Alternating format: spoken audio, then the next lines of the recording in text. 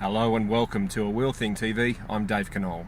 This week we're looking at the 2017 Lexus IS200T. It's a beautiful car, but not without its flaws. The 2017 Lexus IS200T, T for turbo of course, 200 for the 2-litre engine, not for the power because that's 171 kilowatts, and we've got 350 newton meters of torque inside this very beautiful looking machine. It's staying true to the IS200 heritage with the long bonnet and the shortage little tail that it has. 17-inch alloys on there, and they just don't look like they're big enough to fill those wheel arches, and well, somehow it all seems to work cohesively. Very angular look to the car, as we can see, even down to the strakes there on the tail lights, and also there's one here on the A-pillar. Staying true to the angular design, unfortunately, also on the inside, which is just quite frankly an ergonomic nightmare. All these bumps and lumps and things sticking out. It just really doesn't look like a cohesively designed car, even down to the, well, I guess some people would call it old style gunmetal look for the plastic on the dash, and this sort of, I really don't know what you call it, plastic here as well. But it still has the little mouse control there with the enter buttons on either side here, a couple of USB ports and auxiliary port in there for music and bits and pieces. Heating and cooling. Thank you, Lexus, for the seats.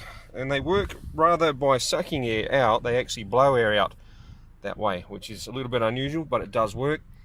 Slide style temperature controls, so you can basically just tap them up, whatever, how you want to do it. As you can see, buttons all laid out there, and a backlit clock which glows a very pure bright white light once it's a little bit darker.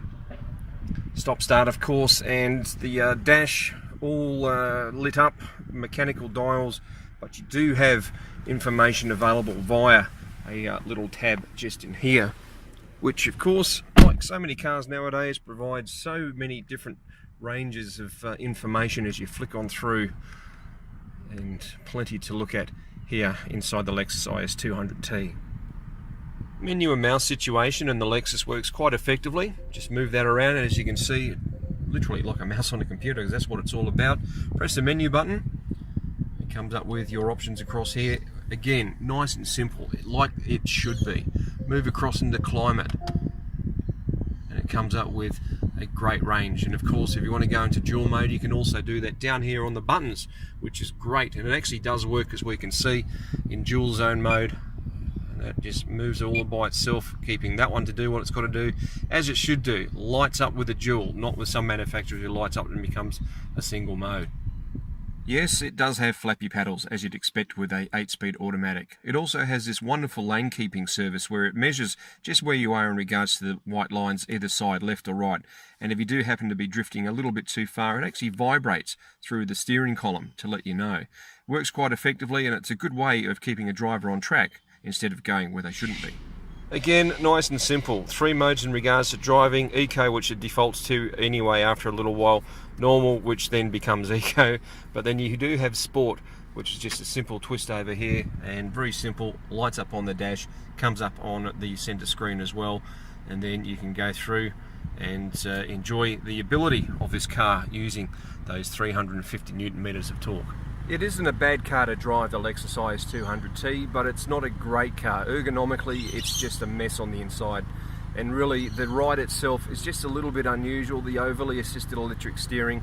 The sports mode works really well, however, when you need to get up and running. Otherwise, it just quite happily poodles around in normal. For the engine, it works a treat, especially with that 8-speed gearbox, and it will just simply slur through and allow you to even see the gears that you're in on that dash screen.